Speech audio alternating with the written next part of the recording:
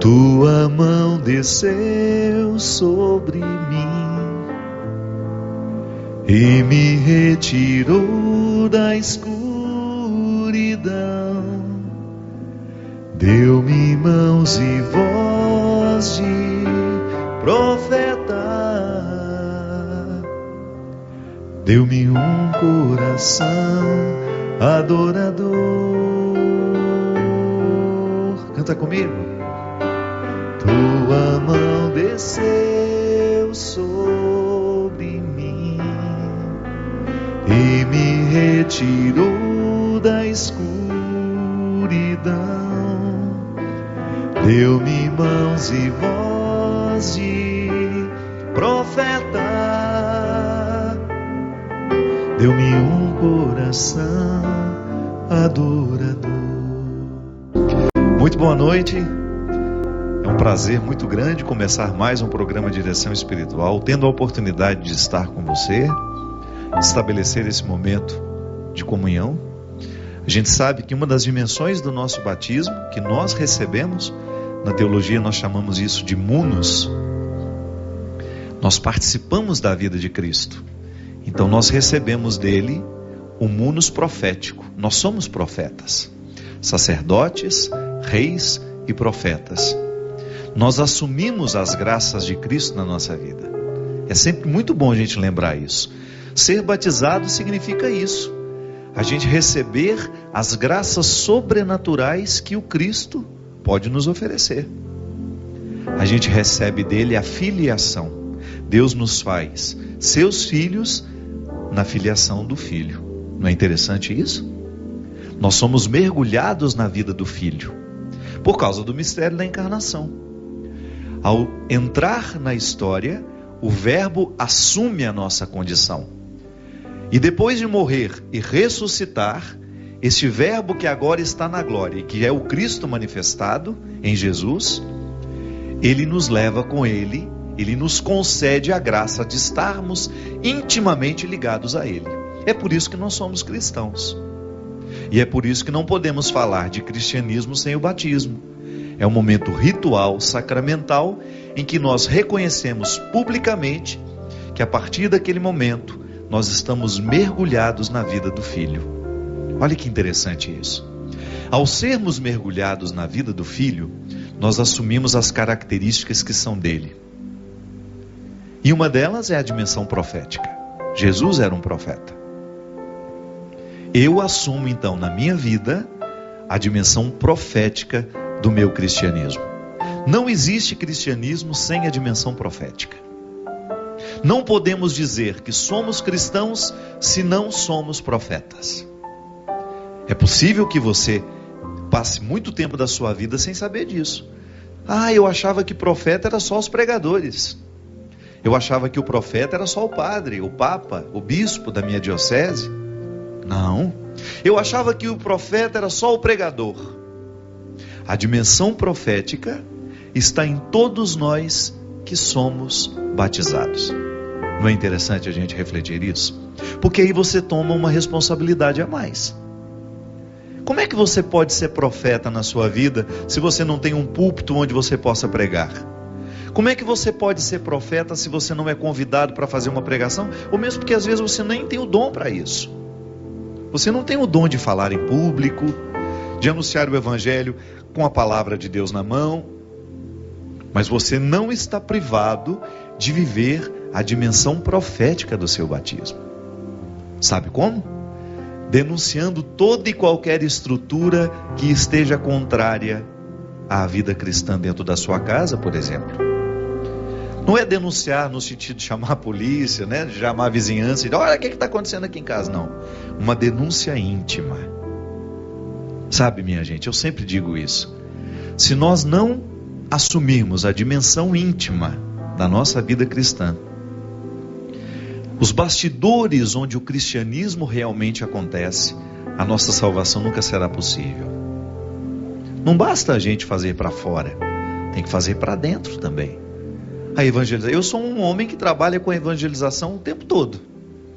Mas você já imaginou se eu me privasse de viver a dimensão íntima da minha salvação? Se eu fosse só um pregador que falasse para fora o tempo todo? Não. Quando termina o meu ofício de pregador público, eu tenho que entrar na minha casa, tomando posse da dimensão mais íntima do meu batismo, da minha vida cristã. É o momento em que eu me denuncio profeticamente, em que eu olho para mim mesmo. Aí você pode chamar isso do que você quiser, se é um exame de consciência, se é um momento de silêncio, se é um momento de oração. É um momento em que você se denuncia a si mesmo. É quando você é capaz de reconhecer de maneira profética aquilo que dentro do seu coração ainda não é parecido com Jesus. Isso é salvífico. É a dimensão profética do seu batismo fazendo bem a você antes de fazer ao outro. Não é interessante isso? E é claro que uma pessoa que se reflete, uma pessoa que é capaz de mexer nas próprias feridas, nas suas vaidades, nos seus excessos, nos seus orgulhos. É claro que uma pessoa com esse nível de coragem e de responsabilidade própria, é claro que essa pessoa vai conviver melhor com quem estiver ao lado dela. Observe aí nas suas convivências para você ver. É muito difícil conviver, estabelecer vínculo com uma pessoa que se nega o tempo todo a fazer este autoconhecimento. Uma pessoa, por exemplo, que não se denuncia profeticamente todo dia à noite, antes de dormir. O que hoje eu fiz que é prejudicial à minha vida cristã? Qual foi o pensamento que eu alimentei? A palavra que eu disse? O gesto que eu realizei? As realidades do meu dia que foram contrárias à proposta de Jesus para mim. Porque se eu sou cristão, se você é cristão, se nós assumimos este compromisso de sermos Jesus de novo na história, nós não podemos ir dormir sem essa denúncia particular. O profeta, a gente sabe na Bíblia, no contexto bíblico, é aquele que vai no alto das cidades, nas praças, e denuncia as injustiças que estão sendo feitas. A palavra profética nós temos nos livros, os grandes profetas da história, o profeta Isaías, o profeta Jeremias, Oséias, aqueles homens que ousaram no seu tempo denunciar as estruturas que matavam as pessoas, que eram injustas. Trazendo isso para os nossos dias, os profetas que nós tivemos a oportunidade de conhecer, Dom Helder Câmara, um grande profeta nordestino, um homem que foi capaz de estar ao lado do povo, de lutar pelo povo, de reivindicar as necessidades daquele povo, numa época de ditadura, numa época de dificuldade. Dom Helder, de maneira amorosa, sendo o irmão dos pobres, sendo amigo do povo. Você que é nordestino sabe do que eu estou falando, da revolução que este homem causou nas igrejas, nos corações. Padre Jonas, o Monsenhor, né? Eu sempre esqueço de chamar ele de Padre Jonas. Monsenhor, um grande profeta do nosso tempo. Olha essa obra.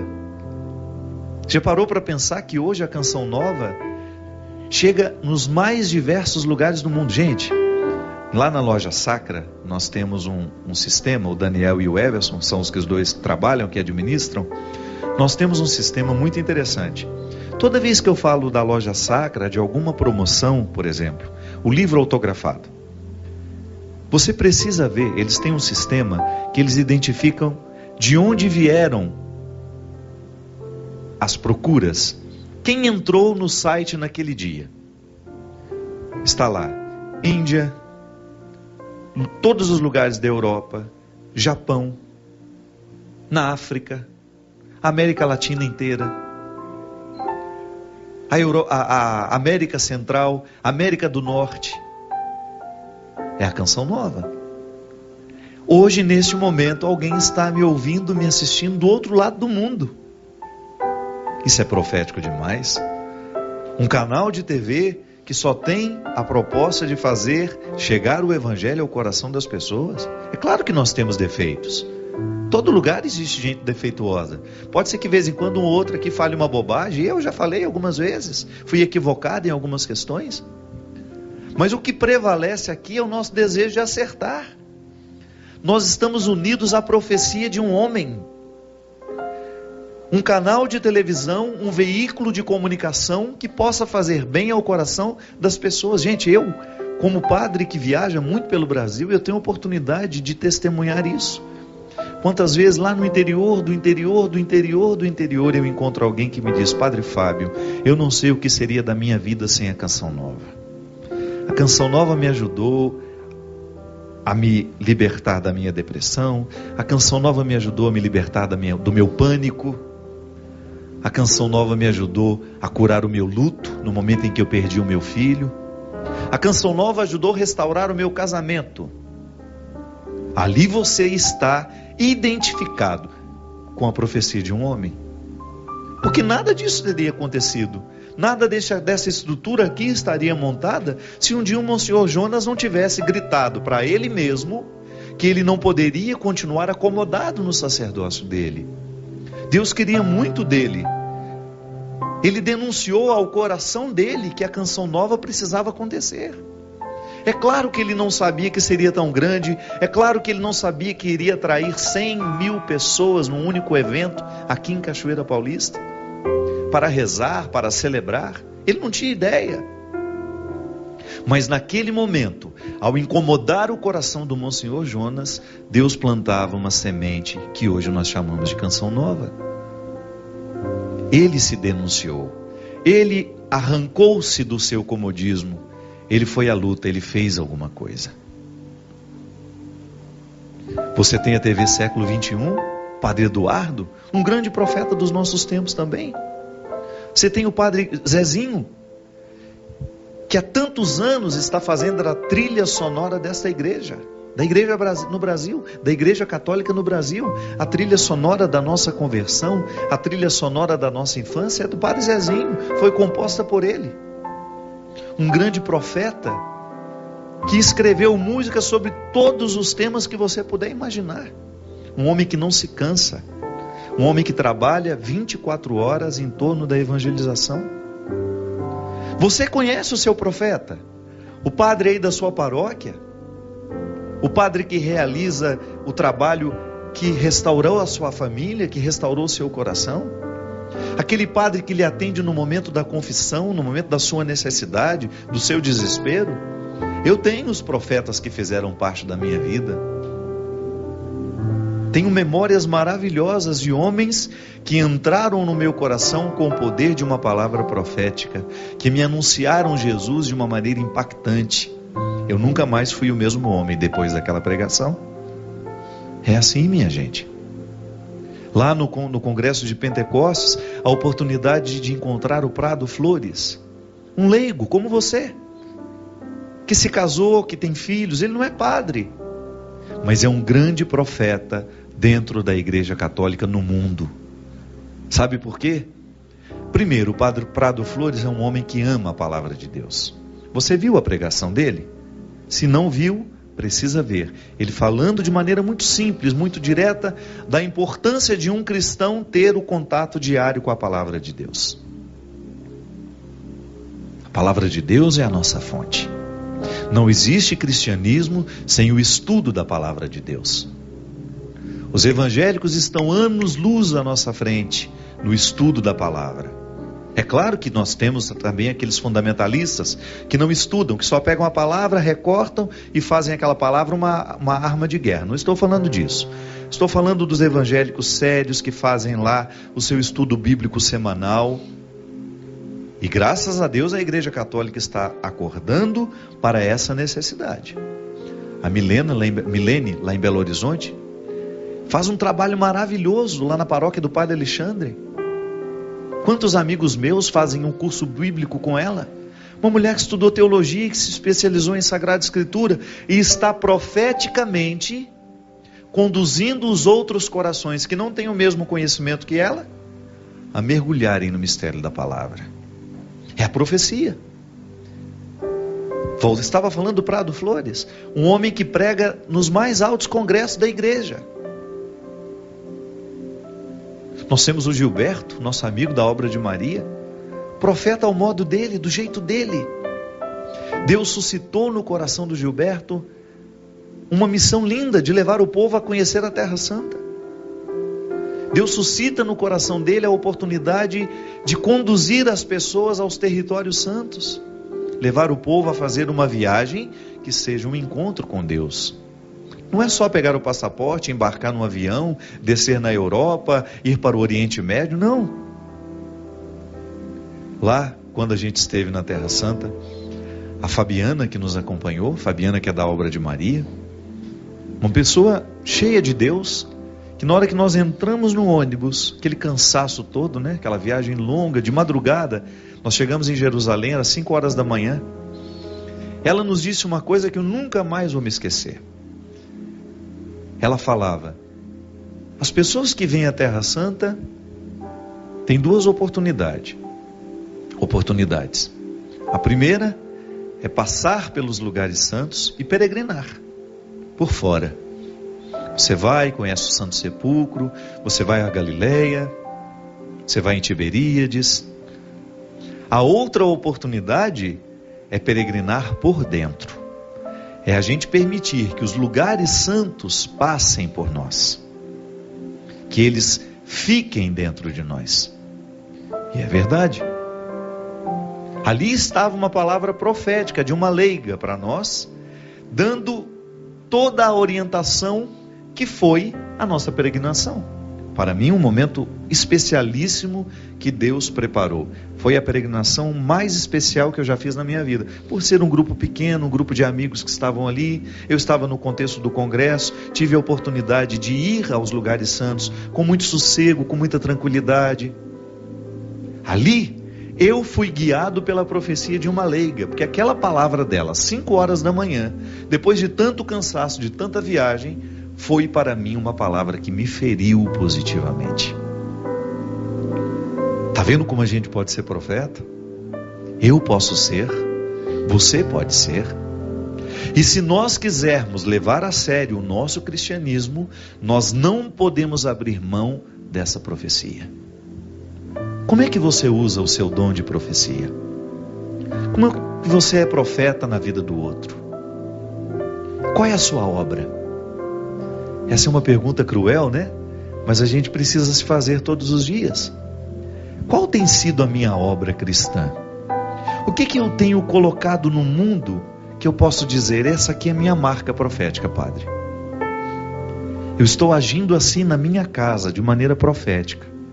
Quem sabe, sem que o outro até perceba, mas ali eu estou exercendo a minha profecia. Como é que eu posso ser profeta nas estruturas mais simples do meu dia? Como é que eu posso viver a dimensão profética do meu batismo sem criar nenhum alarde? Mas ao mesmo tempo, provocando transformações que depois eu vou olhar e dizer, que bom que eu não abri mão de ser profeta. Que bom que eu chamei o meu irmão e disse a ele o que eu realmente precisava dizer. Que bom que no meu relacionamento com meu marido, com a minha esposa, eu exerci a dimensão profética do meu batismo. Eu fui sincera, eu disse o que realmente pode nos destruir, o que está fazendo mal à nossa casa, quais são as atitudes que nós precisamos mudar. E aí, minha gente, aquela acusação íntima particular que nós precisamos fazer diariamente. Quando você se olha e sem nenhum medo, sem nenhum receio, você se denuncia. Porque quando a gente se denuncia, a gente se compromete com a denúncia que fez.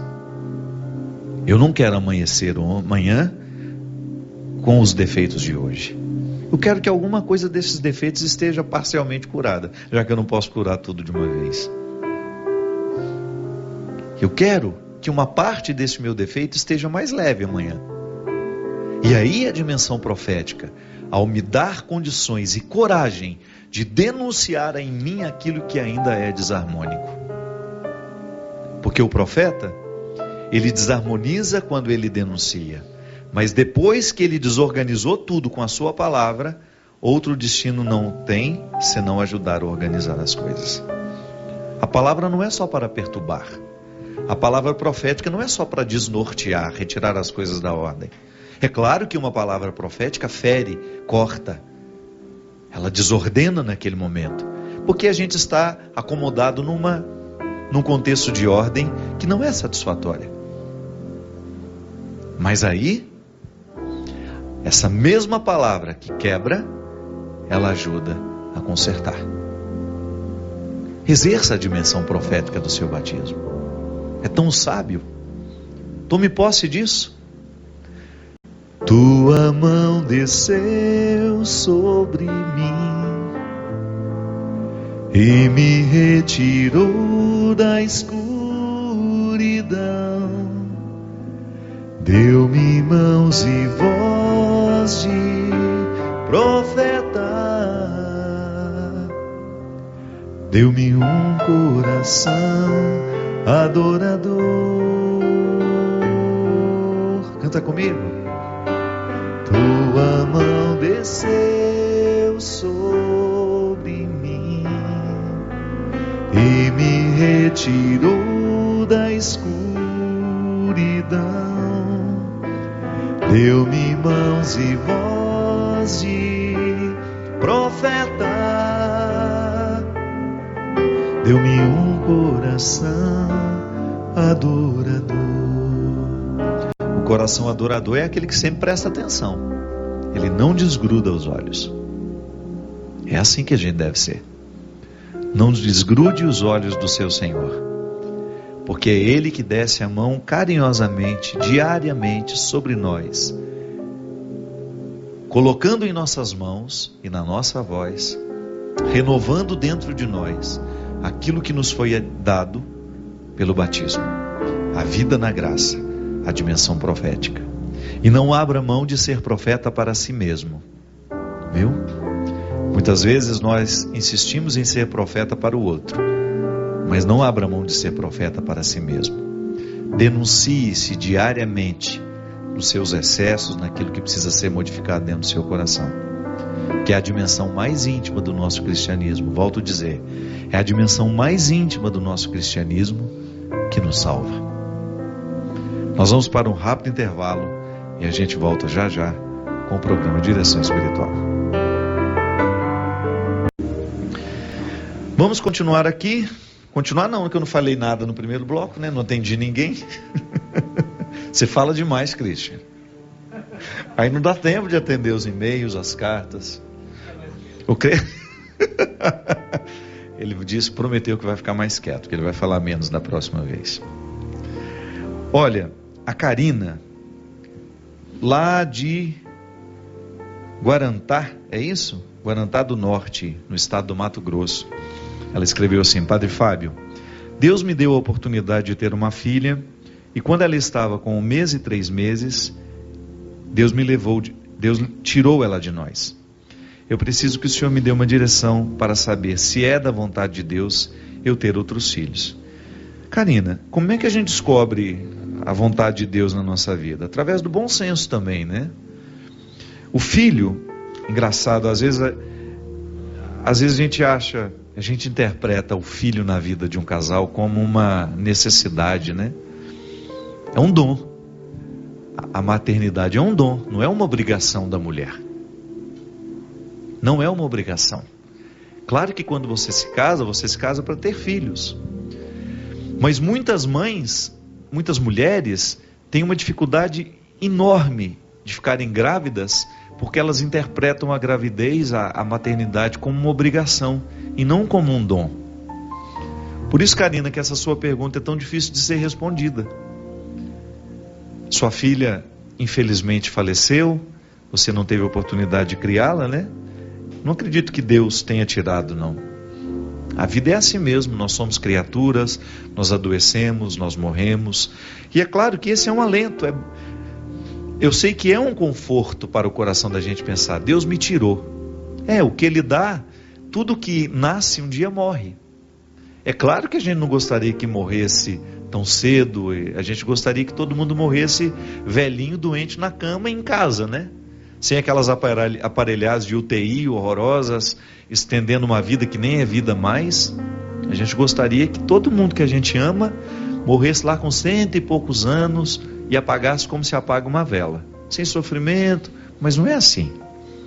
Então, quando a gente usa essa expressão, Deus tirou a minha filha, pode até parecer isso cruel aos ouvidos de quem escuta. Meu Deus, Deus tirar uma filha que a gente tanto ama, é igual aquele casal lá de Patos de Minas, que a filha morreu afogada na piscina da casa. Quando encontrei aquele casal, você não faz ideia do tanto de sofrimento que existia dentro deles. E é claro que existe ainda hoje. Mas Deus vai curando. E eu acho muito cruel dizer, Deus tirou a minha filha. Eu prefiro só acreditar que as coisas acontecem e que não temos explicação, não temos nenhum verbo adequado para dizer que aquela criança foi tirada de nós. Ela morreu, o verbo horroroso para se conjugar com o filho, meu filho morreu. É um verbo cruel, é um verbo pesado. Meu filho foi embora, não volta mais. Aí a gente vai adaptando o nosso coração a essa linguagem que nos faça sofrer menos. Então dizer que Deus tirou a minha filha, pode ser que seja consolo para você. Para mim não seria. Eu interpretaria isso como muito pesado. Mas se você compreende que Deus retirou a sua filha, então você entende que a maternidade é um dom. Que nem cabe a você agora decidir se vai ter outro filho ou não. Experimente o mistério de ser agora uma mãe que perdeu uma criança. Experimente esse mistério sem muitas perguntas. Espere o tempo de Deus para você, sabe? Espere essa dor se acomodar dentro do seu coração. Porque às vezes a gente, por causa da dor que sente, a gente toma decisões precipitadas. Eu mesmo acompanhei um caso de uma senhora que perdeu o marido e o filho num acidente. E ela já aos 50 e poucos anos, queria de toda maneira adotar uma criança, imediatamente à morte, à perda daqueles entes queridos. É claro que não é sábio fazer um negócio desse. A opção por adotar uma criança não pode ser uma maneira de fugir da minha dor. A vida é cruel, gente, e é cruel para todo mundo. Não é cruel só com você. Onde existe vida humana, ali existe crueldade. Infelizmente. O que é a crueldade? Vamos especificar isso, né? Para não dar a impressão que Deus está sendo cruel com a gente. Porque definitivamente eu serei sempre um defensor de Deus. Eu não acho que Deus mata a gente, eu não acho que Deus mata os nossos filhos, eu não acho que Deus nos manda doença para nos ensinar nada. Eu acho que Deus sempre quer o bem da humanidade, o amor, a beleza, a bondade. Agora, ao entregar a obra criada a uma regra interior e livre, que existe dentro de cada condição criada, nós estamos sujeitos às leis da biologia. Você imagina se Deus ficar interferindo em tudo o tempo todo? Ele retira a liberdade do mundo, né? Mas tá bom, a gente acredita que quando a gente reza, Ele nos atende. Eu não estou entrando nesse mérito. Eu estou só dizendo que quando uma coisa ruim acontece conosco, não cabe perguntar por quê. A vida, quando ela é cruel com a gente, porque ela tem uma dimensão cruel, sim, eu preciso ser capaz de assumir aquela minha dor, olhar para ela com muita maturidade, esperar o tempo para que isso fique harmonizado dentro de mim e depois decidir. Não é sábio, depois de perder o marido e o filho num acidente, que eu saia correndo para adotar uma criança como se eu pudesse substituir a dor sentida por uma criança. É possível que eu jogue sobre esta criança um fardo tão terrível de ser levado, que eu vou ser cruel com ela também. É que nós temos medo. Nós temos medo da solidão. Nós temos medo do impacto que os acontecimentos ruins causam na nossa alma. Mas não há outra maneira de superá-los senão enfrentando-os. O ser humano, minha gente, ele tem uma capacidade de superação impressionante. Chamam isso de resiliência, né? Eu já expliquei isso aqui.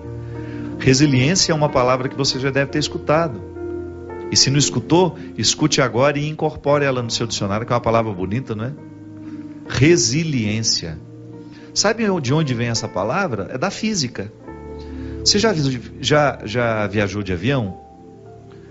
Você já observou que quando você está com uma garrafa de água, plástico, dentro de um avião, e ele começa a descer, essa garrafa murcha? Ou então você está lá no alto de uma montanha, você desceu aquela montanha, está indo para a praia, está indo para Ubatuba, 4 horas de trânsito, 6 horas e meia, 21 horas de trânsito, quando você está no final do ano. Você desce, quando você está chegando lá, que você saiu de uma altitude e chegou numa região mais baixa, você percebe que a sua garrafinha de água mineral também sofreu uma modificação, da mesma maneira como a gente percebe quando a gente desce de um avião. Isso chama-se resiliência, que é uma capacidade que um material tem de se adaptar à pressão atmosférica. Não é interessante isso?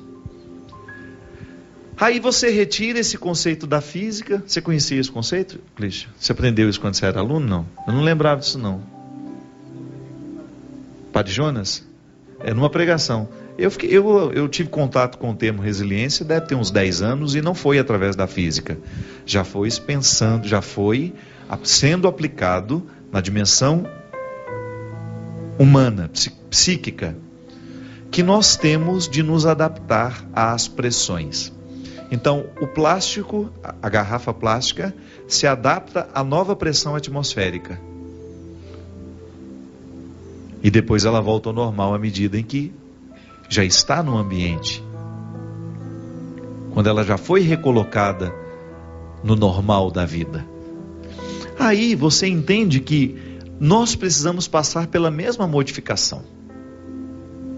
É igual o inverno. Nós estamos numa época muito bonita. Se você sobe a Campos do Jordão, você vai ver que as árvores estão todas nuas. Caíram as folhas. Porque não é tempo de vaidade. Se aquela árvore quiser sobreviver, ela não pode insistir em manter as folhas verdinhas.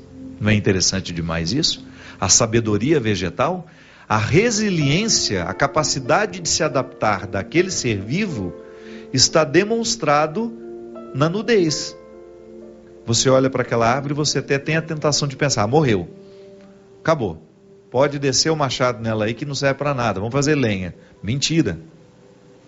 Aquela árvore com aspecto de morta, se você chega lá, final de agosto, início de setembro, você vai ficar surpreso. Por que eu falo Campos do Jordão? Porque é um lugar onde as estações podem ser vistas. Pode ser que na sua cidade você não perceba o outono, pode ser que na sua cidade você só perceba verão e inverno. Nesses lugares mais altos, onde o clima está mais preservado, você tem condições de identificar as 4 estações. Aí quando você chega final de agosto, início de setembro, aquelas árvores já estão todas renovadas. Aquilo que parecia morto, está cheio de vida agora. Por quê? Porque houve a obediência sistêmica biológica de deixar cair as folhas para que as raízes continuassem irrigadas.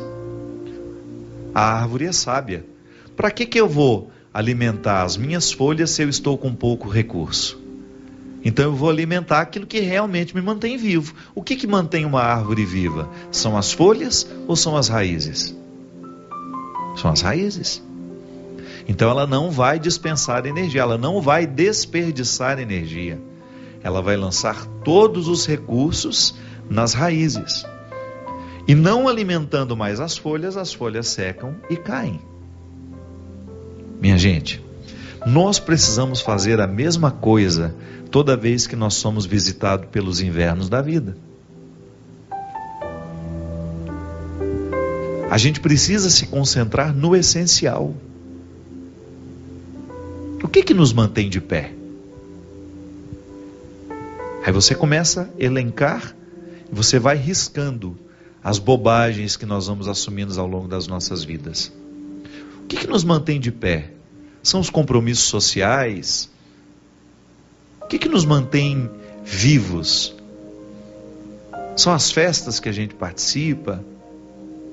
Tudo isso é importante quando nós temos condições. Se você passa por uma dificuldade financeira, por exemplo, você tem que cortar custos. Não é assim que funciona? Porque se você não corta custos, você vai à falência.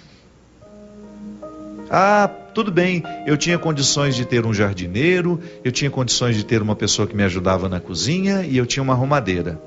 Aí de repente seu marido perde o emprego ou reduz o salário dele, você vai ter que fazer uma redução. É a resiliência dentro do contexto familiar. É a gente ser capaz de se adaptar às novas condições financeiras.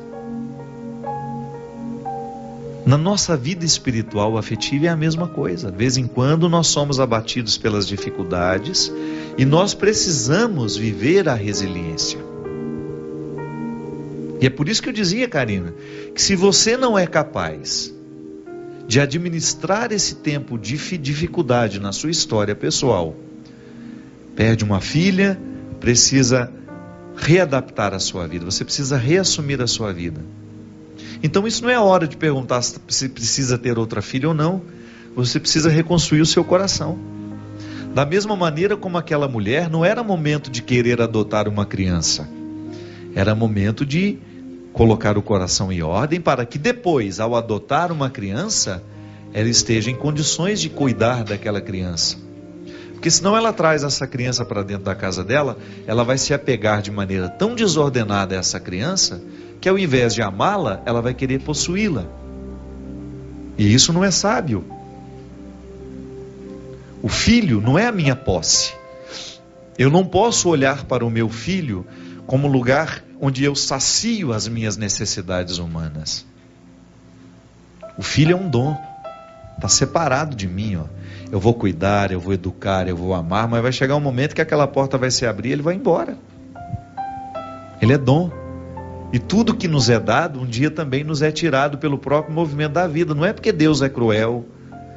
Não, é porque é um movimento natural da vida. Porque as pessoas vão embora não é só quando morrem. Tem mãe que tem uma dificuldade muito grande quando o filho vai se casar, por exemplo. Quando um filho resolveu montar o próprio apartamento, ela cai de cama, deprimida, toma 3, 4 antidepressivos, só porque o menino foi embora. Não é assim? Você conhece gente assim? Eu conheço assim um monte. Por quê? Estão com medo de viver a adaptação de um novo tempo, de olhar para aquela casa e ver que não tem todos mais aqueles filhos correndo para lá e para cá, mas que você pode descobrir dentro de você situações que você ainda não pôde viver porque a casa estava cheia de gente. Aí você começa a se beneficiar com a casa vazia. Não é tão ruim assim. Ah, padre, você fala isso porque não é com você. Eu sei. Mas eu também experimento a minha solidão. Eu sei como é positiva essa solidão quando bem administrada. Uma mulher que aos 50 e poucos anos de vida já criou os filhos, daqui a pouco os netos, você vai ser muito solicitada. Mãe, pode ficar com meu filho aí hoje, que nós queremos dar uma passeadinha, você vai amar fazer isso. Mas agora em que a casa está mais vazia, é a hora de você fazer o seu curso, aquilo que você sempre teve vontade de fazer. É a hora de você procurar uma instituição onde você possa dar um trabalho voluntário, realizar um trabalho voluntário. Minha gente, tanta situação neste mundo precisa de pessoas. E aí a gente fica dentro de casa chorando porque a gente está sozinha, porque o filho está namorando e não dá mais atenção para a gente. Para com isso. Tem tanta coisa preciosa que pode ser vivida e experimentada quando você está vivendo essa libertação. Karina, recruta dentro do seu coração a resposta que não nos vem facilmente. É a resposta que a própria vida vai nos dando. A gente não pode se iludir. Muitas perguntas que a gente faz ao outro, não é o outro que vai nos responder. É o próprio movimento da vida, minha gente. É a vida que nos responde. Quantas coisas eu quis que os outros me dissessem e os outros não eram capazes de me responder naquele momento. E eu fui me adaptando a não ter respostas e fui convivendo com a minha não resposta e de repente tudo estava respondido dentro de mim sem que alguém abrisse a boca. Por quê? A minha resiliência, a minha capacidade de me adaptar àquela situação foi o instrumental, foi o trem por onde me chegou a resposta. A resposta viaja para chegar até nós. E qual é o trem, qual é o veículo por onde a resposta viaja? O próprio tempo. Muitas situações não vão nos chegar no momento em que nós queremos. O tempo tem o seu ritmo. E aqui entra aquela questão inicial. A dimensão profética do meu batismo me denuncia. Então eu diariamente me denuncio. E isso também é profecia. Você se perguntar, você ser capaz de olhar para você? Você ser capaz de olhar para o que você está vivendo e se perguntar, o que eu preciso fazer para me adaptar a isso?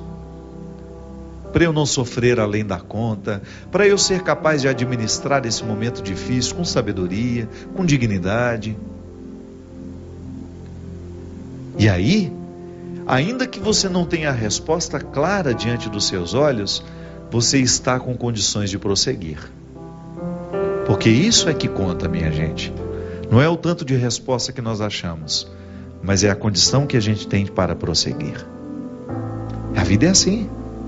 Não é fácil para você, não é fácil para mim, mas nós queremos prosseguir. Eu não quero ficar parado. Eu não quero ficar estacionado no meu processo humano. Eu quero ter condições de dar passos diariamente na direção desse futuro que me espera. Eu quero prosseguir. Eu quero avançar. Eu quero me superar diariamente. Eu quero saber um pouco mais do que já sei. Para isso eu leio, para isso eu estudo, para isso eu não me contento com o último livro lido, eu quero outro. O que nos move é a gana. Bem administrada, é claro, né? Porque senão vira ganância. A gana, o desejo, a vontade de ir além. E o que é o desejo? É a satisfação? Não é não. O desejo não é a satisfação, o desejo é a ausência. O que me move não é o que eu tenho, o que me move é o que eu não tenho. E isso é fantástico. O que nos move como pessoas não é o que nós já alcançamos, é o que ainda não temos que nos move. Não é assim? Pode observar na sua vida. Você pode até estar muito satisfeito com tudo que você alcançou, mas isso não é o suficiente para lhe manter em pé. Sua alma carece de mais conquistas. E não importa que você esteja com 80 anos, a gente nunca deixa de conquistar. Há sempre alguma coisa que mereça o nosso empenho. Ainda que possa parecer pequeno, é empenho. Vale a pena ir buscar. Ainda que eu já esteja no fim da minha vida, eu nunca quero deixar de buscar. Porque é essa busca que nos mantém vivos. Desça sobre mim, sobre você, sobre todos nós, a bênção e a proteção do céu, do Deus Todo-Poderoso, Pai, Filho e Espírito Santo. Amém.